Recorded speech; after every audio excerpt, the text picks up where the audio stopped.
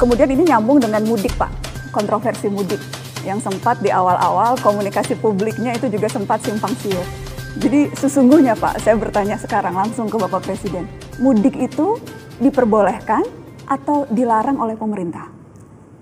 Semua kementerian pro dan kontra, ada yang setuju, ada yang tidak setuju.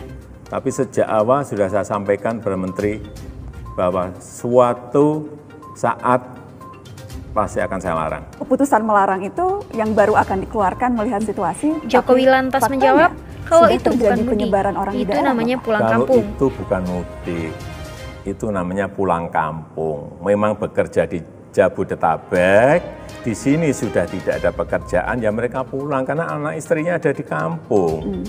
Ya, apa bedanya Bapak pulang kampung dan mudik? Ya kalau mudik itu di hari lebarannya beda.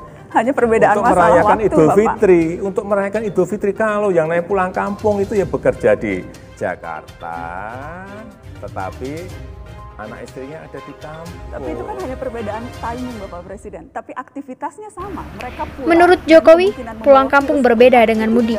Jokowi mengatakan, mudik dilakukan saat menjelang Hari Raya Idul Fitri.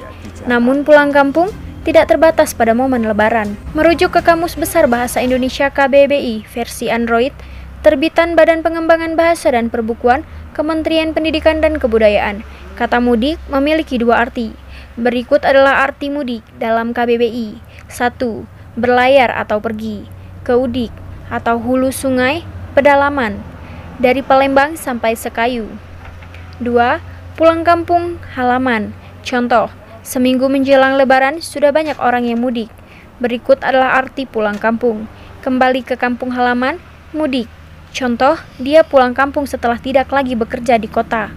Ternyata pengertian mudik dan pulang kampung hampir sama.